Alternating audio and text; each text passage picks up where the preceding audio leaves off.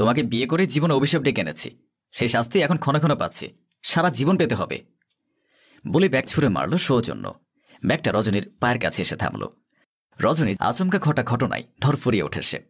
অজানা কারণে সৌজন্যকে এতটা রাখতে দেখে ভেবে নিল ভয়াবহ কিছু ঘটেছে। শব্দটা এতটাই তীক্ষ্ণ ছিল যে পাশের ঘরে থাকা মিনতি ছুটে আসে ভাইয়ের ঘরে। উত্তেজিত হয়ে বলে, কি হয়েছে ভাইয়া, এত রেগে আছিস কেন? সেটা তোর ভাবিকে জিজ্ঞেস কর। বিয়ে করে কাঁধে শনি টেনে এনেছি, উঠতে বসতে এখন সেই শনি আমাকে টানছে। বলবি তো কি হয়েছে? আমার চাকরিটা আর থাকবে না। সৌজন্যের জীবনে খারাপ কোনো ঘটনা ঘটলে তার দায় সর্বদা রজনীর ঘাড়ে এসে পড়ে। তা নতুন নয়, বিয়ের পর থেকেই এমনটা ঘটে চলেছে। রাগ সংযত করতে না পেরে ব্যাগটা ছুঁড়ে ফেলে রজনী বলে, কি করেছি আমি? হ্যাঁ, কি করেছি? তোমার স্যারের কাছে গিয়ে পা ধরে বলেছিলাম আমার স্বামী চাকরিটা খেয়ে দিন। পা ধরতে কেন বলতে হবে? সকালবেলা তোমার মুখটা দেখে গেলেই হয়। বিয়ে কেন করেছিলি? মেয়ের অভাব ছিল? মায়ের কথায় বন্ধা একটা মেয়েকে বিয়ে করে ফেললি। বন্ধা বলে রজনী নিজেকে সামলাতে পারল না।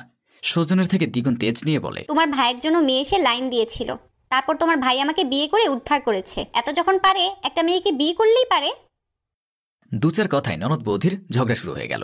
সৌজন্য দাঁড়িয়ে দাঁড়িয়ে ঝগড়া দেখা ছাড়া কোনো উপায় পেল না। জেদের বসে বাড়ি থেকে চলে গেল। সৌজন্য ও রজনীর বিয়ের 5 বছর পেরিয়েছে।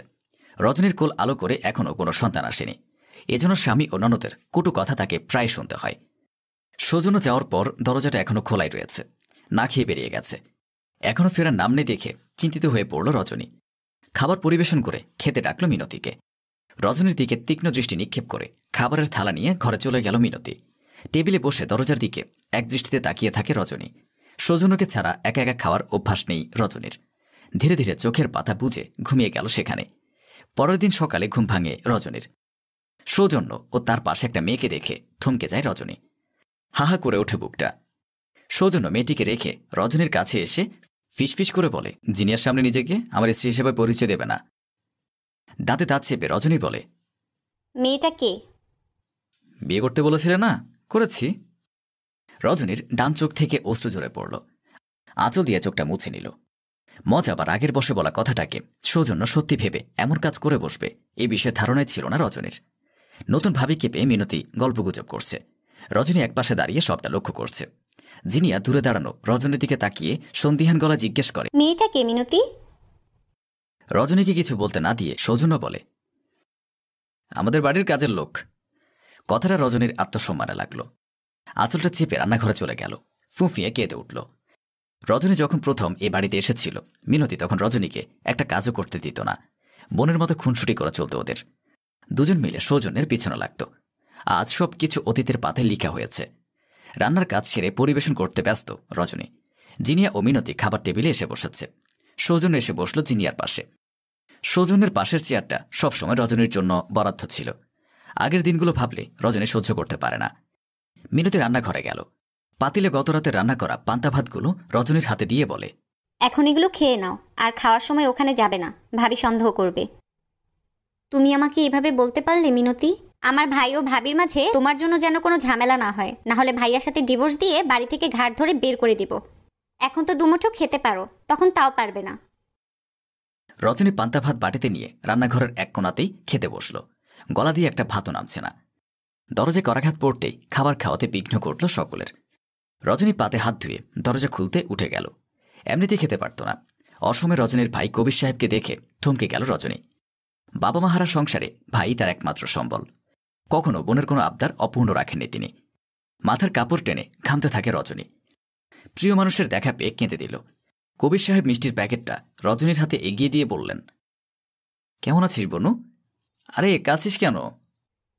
ভালো আছি ভাইয়া, তুই কেমন আছিস? আমিও ভালো আছি। দরজার সামনে দাঁড়িয়ে রাখবি, ভেতরে ঢুকতে দিবি না? কবির সাহেব ভেতরে ঢুকে গেলেন। কবির সাহেব মিষ্টির প্যাকেট রেখে ঘরের দিকে উকি দিলেন। সৌজন্যকে খোঁজার চেষ্টা করলেন। কিরে দুলাভাই কই, ডাক দে। রজনীর ভাইয়ের সামনে দাঁড়ায়, আড়াল করে রাখল সবকিছু। হঠাৎ না জানিয়ে এলি, বাড়িতে সবকিছু ঠিক আছে? হ্যাঁ ঠিক আছে। এবার তুই, দুলাভাই আর মিনতিকে নিয়ে একসাথে বাড়িতে যাব। তোর ভাবি কতদিন ধরে বলছে তোকে দেখতে মন চাইছে। ড্রয়িং রুমে কথা বলার শব্দ শুনে সবাই উপস্থিত হলো সেখানে। সৌজনের পাশে অন্য রমণীকে দেখে আতকে উঠলেন কবির সাহেব। থমথমে গলায় বললেন, এ মেয়েটা কে রজনী? আমার নতুন ভাবি। আপনার বোন কখনো মা হতে পারবে না, তাই ভাইয়া আবার বিয়ে করেছেন। মিনতির কথা শুনে চমকে গেল কবির সাহেব ও চিনিয়া। তোমরা না বলেছিলে রজনী কাজের লোক? আমার বোনকে কাজে লোক করে রাখা? এমন ছেলের কাছে বোনকে বিয়ে দেওয়াই ভুল হয়েছে আমার। অবিলম্বে বোনকে নিয়ে বাড়ি ছেড়ে চলে যায় কবির সাহেব। ভাইয়ের মুখের উপর না করতে পারেনি রজনী। জানালার গ্রিলে হাত রেখে বসে আছে রজনী। বিগত মাসগুলো একা একাই পার করেছে। একটা সরকারি প্রাইমারি স্কুলে শিক্ষকতা করে চলছে। ভাইয়ের সংসারে অশান্তি হবে ভেবে আলাদা থাকে রজনী। আপামনি, একজন লোক এসেছে, আপনার সাথে কথা বলতে চাইছে। কি বলবো?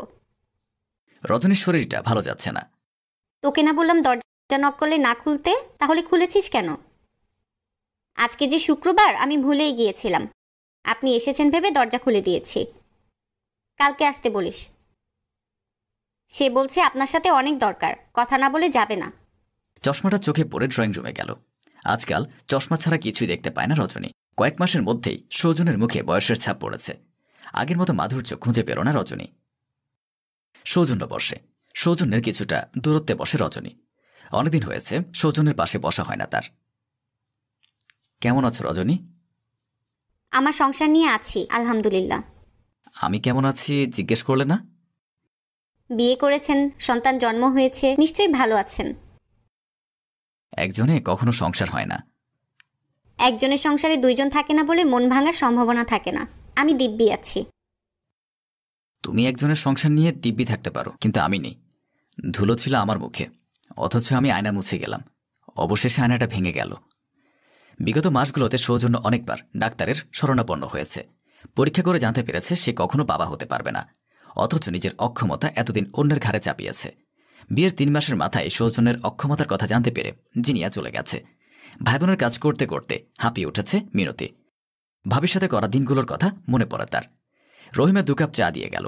সৌজন্য এক চুমুক খেয়ে রেখে দিল। রজনীর হাতের চায়ের স্বাদটা তার জিভে লেগে আছে। অন্য কারো চায়ের স্বাদ দিয়ে সেই স্বাদটা পরিবর্তন করতে পারবে না। হাতে একটা ভারী ব্যাগ বহন করে এনেছে সৌজন্য। ব্যাগের ভেতরে শখানেক কার্ড। একটা কার্ড রজনীকে দিয়ে বলল, সামনে মিনতির বিয়ে, ওর বিয়ের প্রথম কার্ড তোমাকে দিলাম, এসো কিন্তু। রজনী কার্ডটা রেখে দিল, খুলে দেখল না। বিষাদের ছোঁয়া লেগে আছে তার অন্তরে। প্রথম কার্ডটা এমন কাউকে দিলেন যে বিয়েতে উপস্থিত থাকতে পারবে না। সৌজন্য ভারী শ্বাস নিল।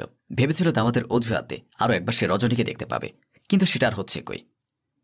মিনতি তোমাকে খুব ভালোবাসে। জানি। আমাকে আর একটা সুযোগ দেওয়া যায় না রজনী?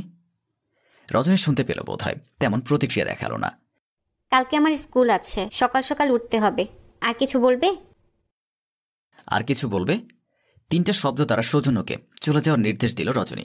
সৌজন্য চলে গেল। 2 ফোঁটা অশ্রু বিসর্জন দিল। সৌজন্যের চুমুক দেওয়া চায়ের কাপে নিজে একবার চুমুক দিল। আগে প্রায় খেত। সবাই বলে এতে নাকি ভালোবাসা বাড়ে। আপামনি, খাবেন না? খাবার টেবিলে দিয়েছি, খেয়ে নিন।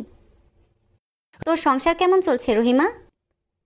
আমার আর সংসার, স্বামী কাজ করে না। আমি বাড়িতে বাড়িতে কাজ করে মেয়ে দুটোকে খাওয়াই। এখন গিয়ে আবার রান্না করব। মেয়ে 2টা জেগে আছে, রান্না করে 2 মুঠো মুখে দেব। একমাত্র রজনী রহিমার দুঃখ অনুভব করতে পারে। রজনীর জীবনের দুঃখের কথা বললে রহিমাও অনুভব করতে পারে। তবে রজনী বলে না। আমি আজ খাবো না, খাবারগুলো বাড়িতে নিয়ে যাস। রজনী ঘরে গেল। জানালার পর্দা সরিয়ে তাকিয়ে থাকলো রাস্তার দিকে। উপর থেকে সৌজন্যকে স্পষ্ট দেখা যাচ্ছে। চোখাচোখি হলো দুজনার। রজনী পর্দাটা মেলে দিল। রজনী জানে সৌজন্য যাবে না। আরও কিছুক্ষণ ওখানে দাঁড়িয়ে পর্দাটার দিকে তাকিয়ে থাকবে। কিছুক্ষণ করতে করতে সকালের সূচনা হবে, কিন্তু সৌজন্য যাবে না। রজনীও ফিরবে না, ঘুমাতেও পারবে না। সারা রাত বিছানায় ছটফট করতে করতে পর্দাটা হাওয়ায় উড়ে যাওয়ার অপেক্ষায় থাকবে। মাঝে মাঝে সৌজন্যকে দেখার চেষ্টা করবে, এটা সৌজন্যও জানে। অর্ধেক রাতে ঘুম ভেঙে যায় মিলার। ঘুম থেকে উঠে দেখে তার পাশে তার স্বামী নেই। রায়হানকে খোঁজার জন্য রুম থেকে বের হয় মিলা। রুম থেকে বের হয়ে ড্রয়িং রুমেও তাকে খুঁজে না পেয়ে অস্থির হয়ে যায়। এত রাতে রায়হান কোথায় যাবে ভেবে পাচ্ছে না মিলা। তখন সাইডের রুমে কারো ফিস ফিস আওয়াজ শুনে সেদিকে গেল। রায়হান কি কারোর সাথে ফিস ফিস করে কথা বলছে তা শুনতে সেখানে দাঁড়িয়ে যায় সে। লুকিয়ে দেখার চেষ্টা করে এখন কার সাথে এত রাতে কথা বলছে। যখন কিছু শুনতে না পেয়ে রায়হানের কাঁধে হাত রাখে তখন রায়হান চমকে গিয়ে পিছু ফিরে তাকায়। মিলাকে দেখে চমকে যায় সে। মিলা যদি কিছু শুনে ফেলে তাহলে কি হবে এটা ভেবে পাচ্ছে না রায়হান। এত রাতে রুমের বাইরে বের হয়ে এই কোণার মধ্যে কার সাথে ফোনে কথা বলছো তুমি? মিলার প্রশ্নের কি জবাব দেবে ভেবে পাচ্ছে না রায়হান। তবু কিছু একটা বোঝাতে হবে মিলাকে। তাই সে মিলাকে বলে, আসলে হয়েছে কি, আমার অফিস থেকে কল করেছিল বস। কাল খুব তাড়াতাড়ি অফিসে চলে যেতে হবে। কি যেন একটা দরকারি মিটিং আছে। তোমার ঘুমে ডিস্টার্ব হবে ভেবে আমি একটু দূরে সরে এসে কথা বলছি। ও আচ্ছা, তাই বলো। আমি কি না কি ভেবে বসে আছি।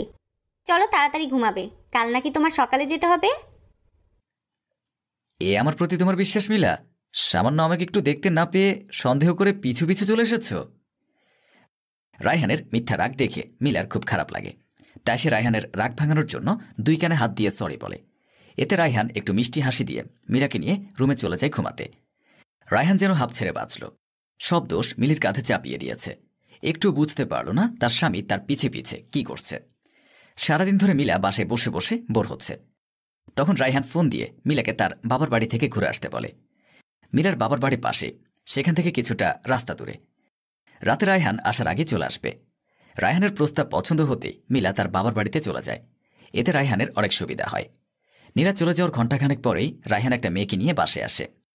মেয়েটিকে নিয়ে নিজের ঘরে বসায় এবং মেয়েটি তখন রায়হানকে হেসে বলে, কি ব্যাপার রায়হান, তোমার বউ কোথায় গেছে? সে তো তার বাবার বাসায় গিয়েছে, আসতে হয়তো রাত হবে। তাই তো বলি, রায়হান আজকে আমাকে কিভাবে তার বাসায় নিয়ে আসার মতো সাহস করলো। তোমার বউ যদি জানতে পারে তার অনুপস্থিতিতে তুমি আমাকে তার বাসায় তার রুমে ঢুকিয়েছ, তোমার কি হাল হবে ভাবতে পারছো? সব রকম প্ল্যান আমি আগে থেকে করে রেখেছি। যদি তোমাকে আমাকে এক বাসায় দেখে ফেলে তাহলে কি এক্সকিউজ দেব? সব কিছু রেডি। আজকে এই সন্দেহবাদী মেয়েটাকে শিখে দিয়ে ছাড়ব। একটা মানুষ এত বেশি সন্দেহ কিভাবে করে? মেয়েটা তোমাকে অনেক ভালোবাসে, এই জন্য ভয়ে থাকে। যদি তুমি অন্য কোনো নারীতে আসক্ত হয়ে যাও, এই ভয় তোমাকে সারাদিন সে সন্দেহ করে নজরে নজরে রাখে। ওর প্রতি আমি অনেক বিরক্ত হয়ে গেছি মারিয়া। আমি আর চাই না ওর সাথে সংসার করতে। আমরা তো সম্পর্কে শুরুতেই বলে দিয়েছিলাম রায়হান, আমরা এই সম্পর্ক নিয়ে কিছুতেই সিরিয়াস হব না। তুমি কি বাই এনি চান্স আমাদের শর্ত ভুলে গেছো? হ্যাঁ, আমি তোমার দেওয়ার সব শর্ত ভুলে গেছি। আমি চাই তোমাকে বিয়ে করে সুখে শান্তিতে একটা সুস্থ সম্পর্ক করতে, যেটা মিলার সাথে সম্ভব হয়ে উঠছে না। তুমি কি পাগল হয়ে গিয়েছো রায়হান? তোমার নিশ্চয়ই মাথা খারাপ হয়ে গিয়েছে। আমাকে এখানে তুমি নিয়ে এসেছো আজকে না মিলার জন্মদিন, তাহলে তুমি কি আমাকে মিথ্যে বলে এখানে এনেছো? না, আজকে সত্যি মিলার জন্মদিন। রাতে ওর জন্মদিন পালন করতাম, এজন্য তোমাকে এখানে এনে রাখা। তুমি আমি মিলে সব ডেকোরেশন শেষ করব, আর সেও রাতের মধ্যে চলে আসবে। আর তোমাকে আমার সব কথা ক্লিয়ারভাবে জানানো ছিল, এজন্য এখানে নিয়ে আসা। কিন্তু আমি চাই না তোমার সাথে কোনো জোরালো সম্পর্কে জড়াতে। তুমি যেমন আছো তেমন থাকো, আমিও যেমন আছি তেমন থাকি।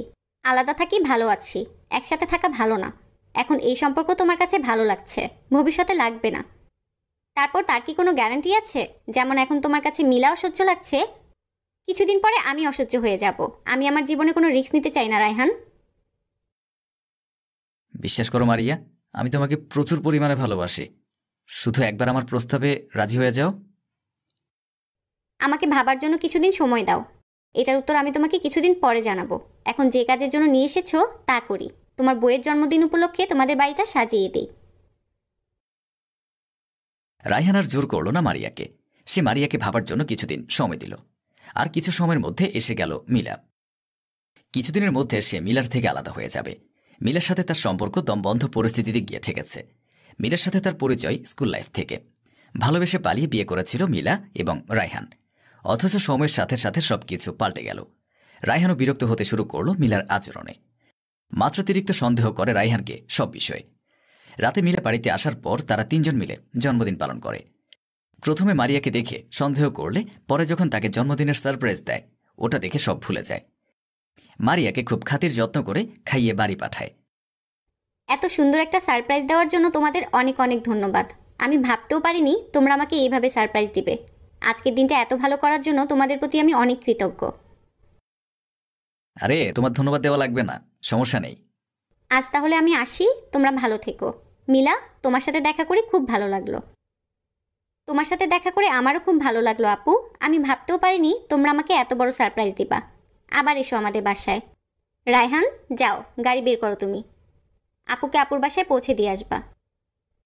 মিলার আদেশ শোনা মাত্রই রায়হান নিচে চলে গেল গাড়ি বের করতে। তখন মারিয়া মিলাকে উদ্দেশ্য করে বলে,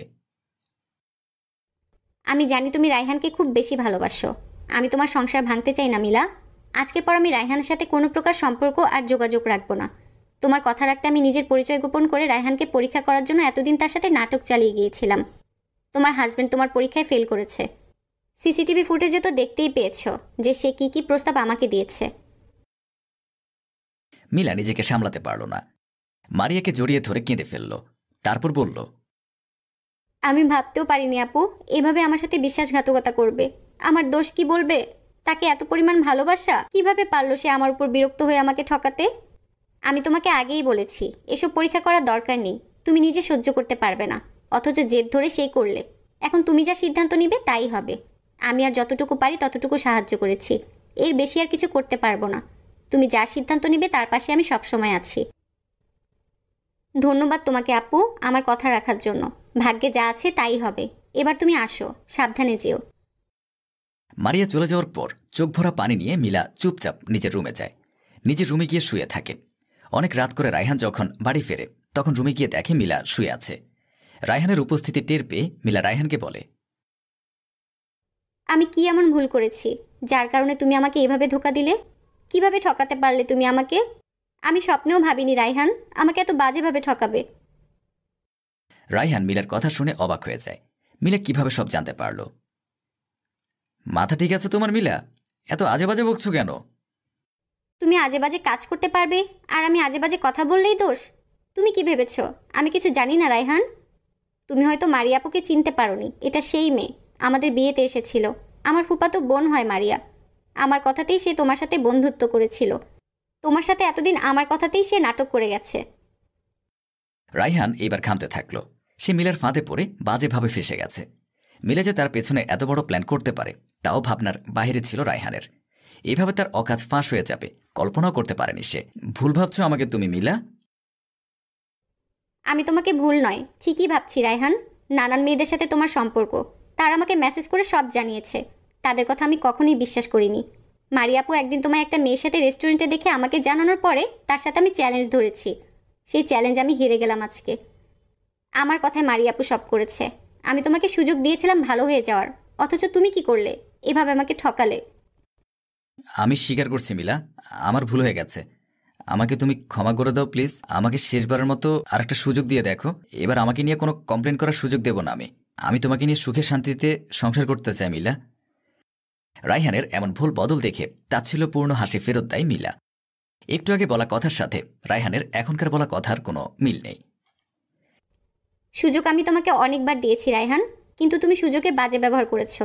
যাই হোক, আমি কাল সকালে বাবার বাসায় চলে যাব। তুমি ডিভোর্স পেপার পেয়ে যাবে, সাইন করে দিও। আমার মতো বিরক্তিকর মানুষের সাথে তোমার আর থাকতে হবে না। তুমি আজ থেকে মুক্ত। এরপরে রায়হানকে ছেড়ে মিলা পরের দিন তার বাবার বাড়িতে চলে যায়। রায়হান নিজের কাজে অনুতপ্ত হলে কি হবে? সে আর মিলাকে কোনোদিন নিজের কাছে ফেরাতে পারেনি। মিলা রায়হানকে ছেড়ে চলে যাওয়ার পর জানতে পারে যে সে প্রেগন্যান্ট। মিলা কখনো তার সন্তানের প্রতি রায়হানের ছায়াও পড়তে দেয়নি। নিজের বাচ্চাকে না দেখার অনুতাপে পুড়ে মরছে রায়হান।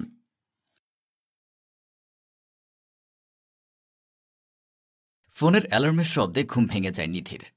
এতক্ষণ তাহলে নিধি স্বপ্ন দেখছিল। ইস, কত সুন্দরী না ছিল অতীতের দিনগুলি। সময়টাকে যদি ধরে রাখা যেত তাহলে নিধি তার পূর্বের জীবনটাকেই ধরে রাখত। এ রমজানে বাবা মাকে বড্ড মিস করছে নিধি। ঘুম ঘুম চোখে ফোনের স্ক্রিনের দিকে তাকিয়ে দেখে রাত 2:30 বাজে। সাহারি রান্না করতে হবে। পাশে আদ্র বেঘরে ঘুমাচ্ছে। নিধি ধীর পায়ে বিছানা থেকে নামে। চাল ধুয়ে কুকারে ভাত বসিয়ে দেয় নিধি। বিয়ের পর এটা নিধির প্রথম রমজান। ইফতার সাহারি রান্নার দায়িত্ব সে সামলে উঠতে পারে না। পান থেকে চুন খসলে শুনতে হয় বাবা মা কিছু শিক্ষা দেয়নি। ভাত বসিয়ে নিধি চোখে মুখে পানি দিয়ে ফ্রেশ হয়ে নেয়। হ্যাঁ, চোখে মুখে পানি দেওয়াতে ঘুম ঘুম ভাবটা একটু কেটেছে। তারপর ভর্তার জন্য পেঁয়াজ মরিচ কাটতে শুরু করে। শাশুড়ি ইফতারের সময়ই বলে দিয়েছেন আজ সাহারিতে বাহারি ভর্তা আর ভাত করতে। পেঁয়াজের ঝাঁঝে চোখ জ্বলতে শুরু করেছে তার। ফলাফল চোখ দিয়ে পানি ঝরছে। এরই মধ্যে আমিনা বেগম উঠে আসেন। নিধিকে দেখে তিনি তিক্ত মন্তব্য ছুঁড়ে মারেন। আর মানুষ পেঁয়াজ কাটে না, ঢং। কথাটা নিধির হৃদয়ে গিয়ে ছুরির ন্যায় আঘাত করে। নিধি তো ইচ্ছে করে বা ন্যাকামো করে কাঁদছে না, ঝাঁঝের প্রভাবে তার চোখ দিয়ে আপনা আপনি পানি ঝরছে। বাবা মায়ের একমাত্র মেয়ে ছিল নিধি। হঠাৎ শখের বসে রান্নাবান্না করা হতো তার। বলতে গেলে রান্নাবান্না ঘরের কাজ সম্পর্কে তার খুব কম ধারণাই ছিল। নতুন বিয়ের পর আস্তে আস্তে সে রান্নাবান্না ঘরের কাজ করা শেখে। প্রথম প্রথম কিছুই পারত না সে, যার দরুন শাশুড়ি ননদের কড়া কথা শুনতে হয়েছে তাকে। বরাবরই শান্ত স্বভাবের হওয়ায় নিধি কিছু বলে না, চুপচাপ থাকে। তবে মাঝে মাঝে তাদের কথা সহ্যের সীমার ঊর্ধ্বে চলে যায়। নিধি ভর্তা মাখায়, মরিচের জন্য তার হাত জ্বালা করছে, কিন্তু কিছুই করার নেই। এখন সে একটা বাড়ির বউ, আর বাড়ির বউদের হাত জ্বালা করতে নেই। সাহরি শেষ করে নামাজ পড়ে যে যার মতো ঘুমিয়ে পড়ে। নিধি কোরআন পরে জমিয়ে রাখা থালা বাসনগুলো মাজতে যায়। পরেও সে মাজতে পারে, কিন্তু আমেনা বেগম রাগারাগি করবেন। তাছাড়া এটো থালা বাসন রেখে দিলে নাকি সংসারের অমঙ্গল হয়। বিকেল 4টা, আসরের আজান এখনও দেয়নি। নিধি ইফতার বানাতে রান্নাঘরে ঢোকে। এরই মধ্যে তুলি আসে। ভাবি, আজকে কিন্তু আমার ফিরনি আর হালিম চাই। নিধি হাসি মুখে উত্তর দেয়, আচ্ছা আপু। কালকের আলুর চপে একদম ঝাল হয়নি, আজকে একটু ঝাল বেশি করে দিও। নিধি তুলির সামনেই আলুর চপ মাখায়, স্বাদ মতো মরিচ গুঁড়ো দেখিয়ে বলে, এতটুকু চলবে? চলবে মানে দৌড়াবে। এরই মধ্যে কলিং বেলের আওয়াজ আসে। নিধি দৌড়ে যায় দরজা খুলতে। তুলি উকি মেরে দেখে নিধি চলে গেছে কিনা। তারপর বেশি করে মরিচ গুঁড়া আলুতে মিশিয়ে দেয়। খাবারের প্যাকেট হাতে ঘরে প্রবেশ করে আদ্র। প্যাকেট দেখে নিধি আদ্রকে প্রশ্ন করে, এগুলা কি? হালিম। তুমি না হালিম খেতে চেয়েছিলে? আমি তো বানাতাম। একা হাতে আর কত কিছুই বানাবে, তুমিও তো মানুষ। আদ্র প্যাকেট হাতে ধরিয়ে ফ্রেশ হওয়ার জন্য চলে যায়। নিধি মুচকি হেসে প্যাকেটটা টেবিলের উপর রাখে। আমেনা বেগম পাশেই ছিলেন। নিধিকে উদ্দেশ্য করে তিনি বললেন, আমার মেয়ে না হয় একটু আবদার করেছে, তাই বলে বাইরে থেকে এনে খাওয়াতে হবে? কিভাবে না কিভাবে বানায় বাইরে। পাশের ঘর থেকে মায়ের কথা শুনে ফেলে আদ্র। সে বলে, আমি ভালো দোকান থেকে এনেছি আম্মা, চিন্তা করিও না। নিধি একা হাতে আর কত কী বা করবে। আমেনা বেগম ভেঙচি কেটে নিজের ঘরে চলে যান। নিধি রান্নাঘরে যায়। আলু তুলনামূলক বেশি লাল লাগছে তার কাছে, হয়তো মনের ভুল। নিধি এক চুলায় দুধ বসিয়ে আরেক চুলায় ভাজা পোড়া করে। তেলে আলুর চপ দেওয়ার সময় নিধির হাতে গরম তেলের ছিটে আসে। নিধি যন্ত্রণায় আহ করে ওঠে। প্রচণ্ড হাত জ্বলছে তার। অতীতের কথা মনে পড়ে যায়। প্রত্যেক রমজানে সে ভাবত শ্বশুর বাড়িতে গিয়ে শরবত বানাবে, অথচ সংসারের প্রায় সব কাজই তার করতে হয়। রমজানে এর চাপ আরও কয়েকগুণ বেড়ে গেছে। অল্প সময়ের মধ্যে বাহারি পদের ইফতার বানানো কম কথা নয়। শরবত তো আছে, মিষ্টি কম বেশি হলেই ননদ শাশুড়ির কটু কথা শুনতে হয়। রোজা রেখে কি সব কাজ নিখুঁতভাবে করা যায়? চোখের আন্দাজে তো আর সব করা যায় না। অজু করে এসে নিধি তাড়াহুড়ো করে শরবত বানাতে লেগে পড়ে। শরবত বানানো শেষ হওয়ার আগেই মাগরিবের আজান পড়ে যায়। আমেনা বেগম রাগারাগি করছেন, সব কাজে এত ঢিলামি হলে চলে? নিধি তো সব করে, শরবতটা অন্তত তোমার মেয়ে বানাতে পারে আম্মা। তুলি তেলে বেগুনে জ্বলে ওঠে। কি বললে ভাইয়া? আমি শরবত বানাবো? বানালে কি খুব ক্ষতি হয়ে যাবে? ইফতার তৈরিতে সাহায্য করা সওয়াবের কাজ। আলুর চপে বাড়তি মরিচের গুঁড়া মেশাতে পারিস, শরবত বানাতে পারিস না? আদ্রর কথা শুনে নিধি, তুলি, আমেনা বেগম সবার চোখ ছানা বড়া হয়ে গেল। আদ্র জানল কিভাবে তুলি আলুর চপে মরিচের গুঁড়া মিশিয়েছে। সবার প্রতিক্রিয়া দেখে আদ্র হাসে। আম্মা, তুমি ঠিকই বলেছিলে, তুলি আসলে বোকা। মরিচের গুঁড়ার জায়গায় যদি লবণ মিশাতো তাহলে হয়তো ওর হাত এত জ্বালা করত না। তুলি, আমেনা বেগম মাথা নিচু করে বসে আছেন। নিধি অবাক চোখে আদ্রর দিকে তাকিয়ে আছে। আলুর রং দেখে তার মনে সন্দেহ জেগেছিল। সে মনের ভুল ভেবে উড়িয়ে দিয়েছে। আদ্র আবার হেসে বলে, মনে রেখো আম্মা, তুলিও একদিন পরের বাড়ি যাবে। প্রকৃতি কোনো কিছুতে দায়বদ্ধ থাকে না। তোমরা নিধির সাথে যা করো তা কিন্তু তুলির সাথেও হবে। তুলি তো কোনো কিছুই করে না। নিধি তাও আগে শরবত বানাতো, আর এখন দেখো সে শরবত বানানো মেয়েকে দিয়েই তোমরা সব কাজ তো করাওই, আবার তাতে দোষ ধরতে ছলছাতুরির আশ্রয় নাও। আমেনা বেগম ভেবে দেখলেন ছেলে ভুল বলছে না। তিনি হাউমাউ করে কেঁদে, আমায় ক্ষমা করে দাও বৌমা। ছি ছি মা, আপনি এসব বলবেন না, আপনি তো আমার মায়ের মতো। তুলিও অনুতপ্ত হয়ে বলে, ভাবি সরি। আরে ধুর, তুমি আমার ছোট বোন, ছোট বোন হয়ে একটু দুষ্টামি করতেই পারো, তাতে সরি বলতে হবে না। মোটিভেশন। পৃথিবীর কোনো অপরাধী নিখুঁত হয় না। অপরাধ করতে গিয়ে অপরাধী কোনো না কোনো ভুল করেই, প্রমাণ রেখে আসে। আমাকে তুই কালকেই ডিভোর্স দিবি, আমি আর তোর সংসার করব না। এই বলে হনহন করে মিমি ড্রয়িং রুম থেকে বেডরুমের দিকে প্রস্থান করল। আমি সীমিত সময়ের জন্য যেন থমকে গেলাম। ডাইনিং টেবিলের সামনে খাবার রাখা। এই মুহূর্তে খুব খিদে পেয়েছিল, কিন্তু আমার স্ত্রীর মুখে এমন কথা শুনে ক্ষুধা মাটির নিচে চাপা পড়েছে। বেডরুমের দিকে তাকিয়ে খেয়াল করলাম মিমি ভেতর থেকে দরজা আটকে দিয়েছে। তবু সেদিকে আর খেয়াল না করে পাশ থেকে প্লেট নিয়ে খাবার খেতে বসলাম, এই ভেবে যে হয়তো কিছুক্ষণ বাদেই ওর রাগ চলে যাবে। ইদানিং আমার স্ত্রী সামান্য ইস্যু নিয়ে ঝগড়া বাঁধিয়ে দেয়, অথচ বিয়ের প্রথম 2-1 বছর এমন ছিল না। কতই না সুখে ছিলাম আমরা। দুপুরের ঘটনাটাই বলি। আজ শুক্রবার, ছুটির দিন হওয়ায় মিমিকে বলেছিলাম মাংস রান্না করতে। অথচ দুপুরে যখন খেতে বসে তখন দেখি প্লেটে শাক আর ডিম ভাজে। আমি সামান্য রাগ দেখিয়ে বলি, কি ব্যাপার, তোমাকে তো বললাম মাংস রান্না করতে, আর তুমি কিনা এসব কি রান্না করেছ? এই কথা বলতে দেরি আর আমার স্ত্রী হুঙ্কার করতে দেরি হলো না। বেশ কর্কশ কণ্ঠে বলে উঠল, তোমাকে রান্না করিয়ে খাওয়ানোর জন্য কি আমাকে বিয়ে করেছো? যা রান্না করেছি তাই খেয়ে উঠে পড়ো। তোমার থেকেও আমি ভালো ছেলে ডিজার্ভ করতাম। তোমার ভাগ্য ভালো দেখে আমার মতো মেয়ে পেয়েছো। এখন খেলে খাও, না খেলে উঠে যাও। এত আদর করিয়ে খাওয়াতে পারবো না। আমি কিঞ্চিত অবাক হয়ে বললাম, রান্না করানোর জন্য তোমাকে কেন বিয়ে করব? বিয়েটা তো একটা সামাজিক প্রথা। আর তুমি ইদানিং বারবার এসব কথা কেন বলো যে আমার থেকে ভালো কাউকে ডিজার্ভ করো? আমি কি তোমাকে খুব অসুখী রেখেছি?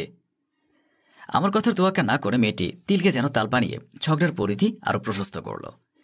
এক পর্যায়ে আমি চুপ হয়ে গেলেও ওর মুখ যেন কোনোভাবেই থামছিল না। শেষমেশ আমার দরজার ভাত ভেঙে যাওয়ায় আমি আর নিজেকে কন্ট্রোল করতে পারিনি, বরং হালকা করে ওর গালে একটা চর বসিয়ে দিলাম। মুহূর্তে মিমি চর খেয়ে ক্ষণিকের জন্য তবদা খেয়ে গেল। পরক্ষণে রক্তিম চোখে রান্নাঘরের দিকে যায়। এরপর সারাদিন আমার সাথে আর কোনো কথা বলেনি, আর রাতের এই সময় এসে আমাকে ডিভোর্সের কথা শুনিয়ে গেল। পরদিন সকালে উঠেই আমি দেখি মিমি ব্যাগপত্র গুছিয়ে সোফায় বসে আছে। আমি ঘুম থেকে উঠেই সামান্য অবাক হয়ে বলি, কি ব্যাপার, ব্যাগপত্র গুছিয়ে কই যাও? আমার থেকে মুখ অন্যদিকে ঘুরিয়ে বলে, আমি বাবার বাড়িতে যাব। যদি তুমি দিয়ে আসো তাহলে ভালো, আর না দিয়ে আসলেও সমস্যা নেই, আমি একা একাই যেতে পারবো। আমি সামান্য হেসে মিমির সামনে এসে আদুরে কণ্ঠে বলে, আরে কাল রাতে এমনি রাগের কারণে চর লেগে গেছে, এই যে কানে ধরলাম, আর কখনো এমন করব না। তুমি যা বলবা সব চুপ করে শুনবো। কিন্তু আমার এই আদুরে কণ্ঠে বোধ হয় ওর মন গলেনি, তাই কঠিন স্বরে বলে, এসব আদিক্ষেতা আমার বিরক্ত লাগছে। তুমি কি এগিয়ে দিবা নাকি আমিই যাব? আমি আর কথা বাড়ালাম না। হয়তো মেয়েটি অনেকদিন এক ঘরে থাকতে থাকতে মেজাজ কিছুটা রুক্ষ হয়ে গেছে, তাই বাবা মায়ের সাথে দেখা করলে মন কিছুটা ফ্রেশও হতে পারে। সেজন্য আর কিছু না বলে ওকে বাস স্ট্যান্ড পর্যন্ত এগিয়ে দিয়ে টিকিট কেটে বাসে উঠিয়ে দিলাম। মিমি চলে যাওয়ার পর 2 দিন ধরে ওর সাথে কথাই বলতে পারছি না। কল দিলে কেবল আমার শাশুড়ি কল ধরেন। তাকে লজ্জা ভেঙে বলতেও পারছি না যে মিমি আমার সাথে কথা বলছে না। আমার শাশুড়ি হয়তো কিছুটা আঁচ করতে পেরেছেন যে আমাদের মধ্যে মনোমালিন্য হয়েছে, তবু তিনি আর এসবে তেমন গুরুত্ব দেননি। সন্ধ্যায় অফিস থেকে ফিরে যখনই ক্লান্ত শরীরে একাকী সোফায় বসতে যাব, তখনই কলিং বেলের শব্দ হলো। কৌতূহলী হয়ে দরজা খুলতে দেখে এক যুবক সামনে দাঁড়িয়ে আছে। আমাকে দেখে স্বাভাবিক কণ্ঠে বলল, স্যার, আপনার একটা পার্সেল এসেছে। আমি সামান্য অবাক হয়ে জিজ্ঞেস করি, আমার পার্সেল? কে দিয়েছে? ডেলিভারি বয় পার্সেলের দিকে তাকিয়ে বলে, প্রাপকের নাম মেহেরিমা, আর পার্সেল এসেছে বরিশাল থেকে। ওর কথা শুনে আমি অবাক হওয়ার চূড়ান্ত সীমায় পৌঁছে গেলাম, কারণ আমার স্ত্রীর আরেক নাম মেহেরিমা, আর আমার শ্বশুর বাড়িও বরিশাল।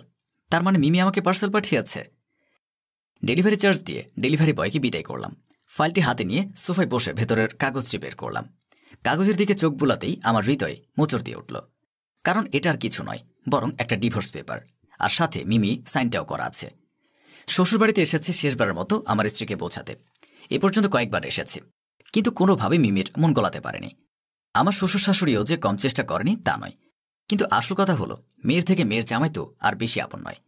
মিমিও তাদেরকে হাবিজাবি বুঝিয়েছে যে আমি ওকে নির্যাতন করি, গায়ে হাত তুলি, এইসব। কিন্তু এসবের কোনোটাই যে সত্যি নয় আমার শ্বশুর শাশুড়িও জানেন। তবু মেয়ে যেখানে সংসার করতে চায় না, সেখানে তাদের আর কী বা বলার থাকতে পারে।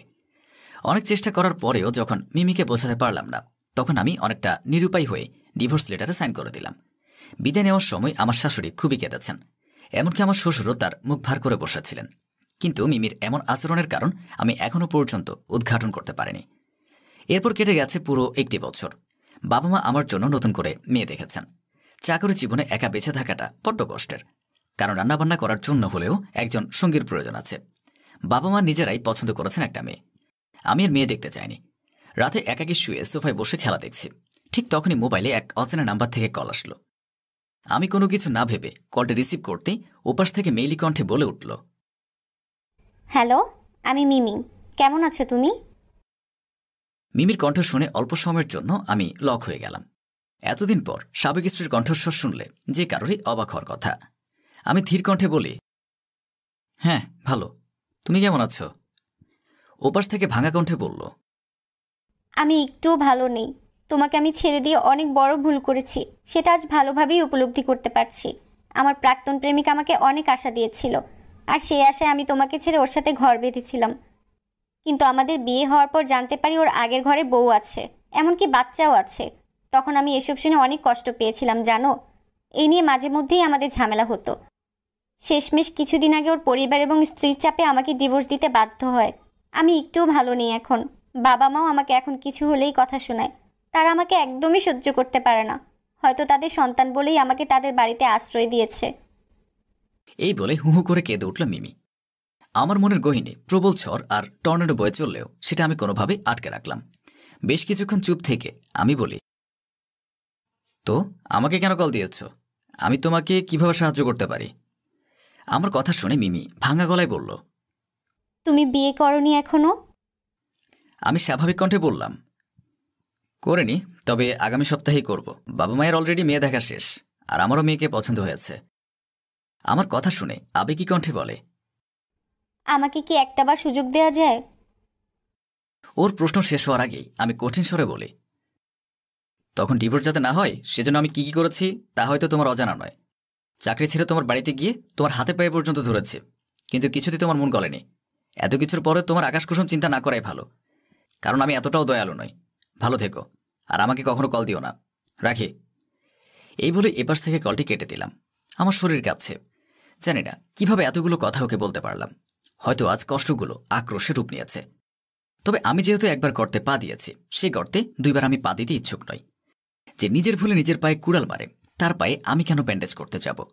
এদিক থেকে স্বার্থপর হলেও খুব বড় দোষের হবে না। কি দেখে এমন ছেলেকে বিয়ে করলি তুই পূজা? না আছে চেহারা, না আছে টাকা। তোর মতো মেয়ের সাথে সীমান্ত দা যায় না। আমাদের সবার মধ্যে সবচেয়ে সুন্দর তুই ছিলি। কলেজে থাকতে বিশ্ব সুন্দরী খেতাবও পেয়েছিলি। এরকম আনকালচার গেও ছেলেকে বিয়ে করে নিজের স্ট্যাটাসটাই নষ্ট করলি। তুই অনেক বড়লোক ঘরে সুদর্শন ছেলে ডিজার্ভ করিস। অবশ্য সবার কপালে তো সব সুখ জুটে না। হ্যাঁ, ঠিক বলেছিস, সবার কপালে সব সুখ জুটে না। তোর কপালে ভালোবাসার সুখ জুটেনি, আমার কপালে পার্থিব সম্পদের সুখ জুটেনি। তবে আমি এই নিয়ে কোনো আফসোস করি না। যা পেয়েছি তাতেই খুশি। কি জুটলো কি জুটলো না তার হিসাব করা ছেড়ে দিয়েছি। তবে অন্যকে খোঁচা মেরে কথা বলে সুখ পাওয়া যায় না। চা বিস্কুট নে। জয়া চায়ের কাপ তুলে সোফায় আরাম করে বসে বলল, কারো ভালো করতে নেই বাপু। ভালো বলে কথাগুলো বললাম, তুই আবার খোঁচা মারা ভাবলি। সত্যি কথা অনেকের গায়ে সূচের মতোই বিধে। তুই তো জানিস আমার আবার একটা দোষ আছে। সেটা হলো মানুষকে মুখের উপর সত্যি বলে দেওয়া। আমি সীমান্তর সাথে খুব ভালো আছি। আমি ওকে ভালোবাসি। অনেক কষ্ট করে একে অপরকে পেয়েছি। ও আমায় কথা দিয়েছিল কখনো আমায় কষ্ট দেবে না। কথা রেখেছে। বিয়ের পর থেকে আজ অবধি কোনো কষ্ট দেয়নি। সুখে দুঃখে বিপদে আপদে সবসময় পাশে আছে। দুনিয়া টাকার খেলা। টাকা না থাকলে ভালোবাসা জানালা দিয়ে পালায়। তখন বড় বড় ডায়লগ কোথায় হাওয়া হয়ে যায়। নিজের কপাল নিজে খেয়েছিস। কার কি বলার বল? তোর যে চেহারা, তাতে রাজরানী হয়ে পায়ের উপর পা তুলে থাকতি। এখন চাকরানির মতো সংসারে কাজ করতে করতে মরিস। আমি কিছু বললেও খারাপ হয়ে যাব। তোর সংসার তুই ভালো বুঝবি। আমাকে দেখ, তোর মতো আগুন ঝরা রূপ আমার নেই। তবু যতটুকু আছে সেটাই অনেক বেশি। আমি বিশাল বড়লোক ঘরের বউ হয়েছি। যাওয়ার আগে সব চোখের সামনে হাজির। স্বর্ণ গয়না টাকা পয়সা কোনো কিছুর অভাব নেই। আমার স্বামী 4 তলা একটা দালান করেছে। সামনের মাসে আমরা গৃহপ্রবেশ করব। দাওয়াত করব রে। নিজের চোখে সবটা দেখে আসিস। অন্যের জিনিস দেখে আমার আফসোস হয় না। আমার কপালে ভগবান যা লিখে রেখেছে তাই হবে। জীবনে বড় হতে হলে নিচের দিকে তাকিয়ে পথ চলতে হয়। উপরের দিকে চলতে গিয়ে উষ্টা খেয়ে পড়ার, কোমর ভাঙার সম্ভাবনা থাকে। অপরের বিলাসবহুল জীবন দেখে আমি নিজেকে অসুখী মনে করি না। বরং মনে হয় আমার কাছে যা আছে তাই অনেক। আমার স্বামী আমার সব। সারাদিন পর তাকে নিয়ে দুটো ডাল ভাত খেতে পারার মাঝেই আমার শান্তি। যে ভালোবাসা আমাদের সংসারে আছে তা বড়লোক ঘরে আছে কিনা তাতেও আমার সন্দেহ আছে। তোর মাথা খারাপ হয়ে গেছে। আগে ভেবেছিলাম তোর চোখ খারাপ, এখন দেখছি এর সাথে সাথে মাথাও খারাপ হয়ে গেছে। তোর পিছনে কত বড়লোক ছেলে ঘুরেছে, তাদের কাউকে বিয়ে না করে স্বল্প আয়ের এক রং দোকানি প্রেমে পড়লি। জাতপাত দেখলি না, নিজের বাসাটার দিকে একটু তাকিয়েছিস? অল্প দামে জিনিসপত্রে ঠাসা। তাছাড়া সীমান্তদা বোধ হয় পূজা পার্বণে দুহাত ভর্তি শাড়ি গয়নাও দিতে পারে না। তবুও তুই এখানে কোন স্বর্গসুখ পেয়েছিস ঠাকুর জানে। জীবনে কাউকে নিজের সর্বস্ব দিয়ে ভালোবাসিসনি তো, তাই বুঝিস না। ভালোবাসা স্বর্গীয় বস্তু। তুই জীবনে ভালোবাসা পেয়ে গেলে আর কিছু চাইবি না। তখন এই টাকা পয়সা শাড়ি গয়না দামি জিনিসপত্র তোর কাছে নগণ্য মনে হবে। হাহ, কি যে বলিস তুই! আমার স্বামী কি আমায় কম ভালোবাসে? যখন যা চাই তাই পাই। আমায় স্বর্ণ দিয়ে মুড়িয়ে রেখেছে। আমি মাঝে মাঝে ভাবি, আদৌ কি আমি বাস্তবে আছি নাকি স্বপ্ন দেখছি। স্বামীকে এভাবে ছেড়ে দিস না, একটু খোঁজ খবর রাখিস। বলা যায় না কখন আবার এত বড়লোক জামাই অন্যের জালে নিজেকে জড়িয়ে নেয়। এমনিতেও বড়লোকদের 2-3টা বিয়ে করা নর্মাল বিষয় হয়ে দাঁড়িয়েছে। তুই যে কি বলিস না পূজা, আমার স্বামী এমন নয়, ও আমাকে অনেক ভালোবাসে। কত কাজ ওর, তোর জামাইয়ের মতো বসে বসে রং বেচে নাকি? কত ব্যস্ত মানুষ। পূজা কথা বাড়াল না, মুচকি হেসে বিস্কুটে কামড় বসালো। জয়া কিছু সময় হাঁসফাঁস করতে করতে বলল, এখনো সময় আছে। এমন ছেলের সংসারকে নমনম করে বড়লোক ছেলের কাছে চলে যা। বাচ্চা কাচ্চা হয়নি, কোনো সমস্যা হবে না। সুন্দরী তো তুই কম নস, রাজার কাছে বিয়ে হবে তোর। আমার এক দূর সম্পর্কে ঠাকুরপো আছে, তোকে কয়েকদিন আগে আমাদের বাসায় দেখে ভীষণ পছন্দ করেছে। আমি বললাম তোর বিয়ে হয়ে গেছে, তাও মানল না। বলেছে স্বামীর ঘর ছেড়ে তার কাছে গেলে তোকে রাজরানী করে রাখবে। এতক্ষণে তোর আমার বাসায় আসার কারণ স্পষ্ট হলো। আমিও তো বলি সূর্য আজ কোন দিক দিয়ে উঠল। তুই নিজে আমার বাসায় এসেছিস। তুই আমার বান্ধবী, বান্ধবী থাক, এর বেশি নজরদারি করিস না। অন্য কেউ হলে ঘাড় ধাক্কা দিয়ে বাসা থেকে বের করে দিতাম। তোকে ভালো করে বলছি, এই মুহূর্তে বাসা থেকে বের হয়ে যা। আমার বাসায় পা রাখা তো দূরে থাক, তোর চেহারা আমাকে কোনোদিন দেখাবি না। চায়ের কাপ ঠাস করে রেখে উঠে দাঁড়িয়ে মুখ বাঁকিয়ে বলল, ভালো চাইলে ভালো নেই, নমস্কার করলে আশীর্বাদ নাই। বান্ধবী দেখে ভালো চাইলাম, অন্য কেউ হলে ফিরেও তাকাতাম না। থাক তুই তোর গরিব স্বামীকে নিয়ে এই ভাড়া বাসায় থেকে পচে পচে মর। আমি মরি বাঁচি যা খুশি করি, তোর দেখতে হবে না। তুই এই মুহূর্তে বাসা থেকে বের হয়ে যাবি, তোর সাথে আমার কোনো সম্পর্ক নেই। বয়েই গেছে তোর এই ছোট লোকই বাসায় থাকার। জয়া ভেঙচি কেটে সোফা থেকে ব্যাগ তুলে হনহন করে চলে গেল। পূজা মাথা ধরে বসে পড়ল, রাগে ওর মাথা ফেটে যাচ্ছে। জয়া এমন কিছু বলবে তা ও গুণাক্ষরেও টের পায়নি। ড্রেসিং টেবিলের সামনে সিঁদুরের কৌটো থেকে সিঁদুর নিয়ে সিঁথিতে টানল পূজা। সীমন্ত পেছনে দাঁড়িয়ে আয়নার দিকে তাকিয়ে বলল, আজও তোমাকে দেখে প্রথম দিনের মতো স্নিগ্ধ দেবীর প্রতিমা লাগে, যাকে এক দেখায় মন দিয়ে বসেছিলাম। কি হয়েছে পূজা? কিছু না। আসার পর থেকে দেখছি চুপচাপ, কাহিনী কি বলো তো? এমনি ভালো লাগছে না। পূজা পাশ কাটিয়ে যেতে নিলে সীমান্ত হাত ধরে আটকে ফেলল। আমার কাছ থেকে কথা লুকানো শিখলে কবে? ছাড়ো, ঠাকুরের সামনে প্রদীপ দিতে হবে। কথা এড়াচ্ছ কেন? আসার সময় থেকে দেখছি মন খারাপ করে বসে আছো। কিছু জিজ্ঞেস করছি, উত্তর দিচ্ছ না। আমাকে এড়িয়ে যাচ্ছ কেন? কি জানতে চাও বলো। আজকে তোমার আচার আচরণ ভিন্ন লাগছে, ব্যাস, আমি শুধু কারণ জানতে চাই। অনেক কাহিনী। সারাদিন পর তুমি কাজ করে ফিরো, এখন একটু বিশ্রাম নাও। তোমার কান ঝালাপালা করার কোনো ইচ্ছে আমার নেই। তুমিও মানুষ, তোমার ভালো মন্দ আমার বুঝতে হবে। এসব কথা বলে আমার মনে কষ্ট দিচ্ছ কেন? আমি তোমাকে কষ্ট দিতে চাই না। তাহলে এত কথা না পেঁচিয়ে আসল কাহিনী বলো তো। আজ জয়া এসেছিল। কোন জয়া? আমার বান্ধবী জয়া। ওই যে দীপক স্বর্ণ জয়ন্তীর মালিক, তাদের বাড়ি আমার বান্ধবীর বিয়ে হয়েছে। তুমি আমাকে যাদের বাসায় যেতে মানা করেছিলে। তোমার মানা করার পর ওই মুখ আমি এক কদম দেইনি। হঠাৎ ও কেন এসেছিল? তোমার বান্ধবীকে আমি চিনি। ওই মণ্ডলবাড়ির মানুষ স্বার্থ ছাড়া কারো বাসায় কদম রাখে না। আমিও তোমার মতো অবাক হয়েছিলাম, পরে ভাবলাম বান্ধবীর বাসায় বান্ধবী আসতে পারে, এত সন্দেহের কি আছে। নিশ্চয়ই আমার থেকে তোমাকে দূরে সরানোর জন্য উস্কে গেছে। কিরকম ছেলের সাথে প্রেম করে বিয়ে করেছিস, তুই রাজকন্যা, অনেক বড় ঘরে বিয়ে হতো, আর অনেক কিছু বলেছে, তাই না? তুমি কি করে জানলে? সীমান্ত উত্তর দিল না, চুপচাপ সটকে পড়তে নিলে পূজা সামনে এসে বলল, বললে না? ওই বাড়ির মানুষদের আমি ভালো করে চিনি। আর কোনো উদ্দেশ্য ছিল না? হুম। কি? তার কোন দূর সম্পর্কে ঠাকুরপো আমাকে পছন্দ করেছে। আমি যদি তোমার সংসার ছেড়ে দেই তাহলে সে আমাকে বিয়ে করবে, রাজরানী করে রাখবে। সীমান্তের কপালে ভাঁজ পড়ল। ধীরে ধীরে চেহারার রং বদলে রাগ ফুটে উঠল। রাজি হয়ে যেতে? এই কি বলো এসব? নিজের কানে শুনেছ, ভালো প্রস্তাব নিয়ে এসেছে, রাজি হয়ে যেতে? রাজরানী হওয়ার চান্স সবসময় আসে না। আমার মতো গরিবের ঘরে কেন থাকবে? তোমার শখ ইচ্ছে পূরণ করতে পারি না, এখন আমাদের বাচ্চা হয়নি, তুমি চাইলে যেতে পারো। তোমার মাথা ঠিক আছে? আমি কখনো তোমার কাছে অভিযোগ করেছি যে তুমি আমার সকাল্লাত পূরণ করনি? না করনি, কিন্তু আমার মনে হলো। সীমান্ত খুব মন খারাপ করে রুম থেকে বেরিয়ে গেল। পূজা হা করে তাকিয়ে রইল। সীমান্ত যে খুব রাগ করেছে তা পূজা ঢের বুঝতে পেরেছে। বারান্দায় অন্ধকারে বসে সিগারেট ধরালো সীমান্ত। তখনই লাইট জ্বলে উঠল। সিগারেট ধরালে কেন? খাবার খাবে না? ভালো লাগছে না, তুমি শুয়ে পড়ো। তুমি রাগ করছো কেন? তাহলে ধানদুর্বা দিয়ে পুজো করব? শান্ত হও, আমি তোমাকে ছেড়ে কোথাও যাব না। আমি জয়ের সাথে বন্ধুত্ব নষ্ট করে দিয়েছি।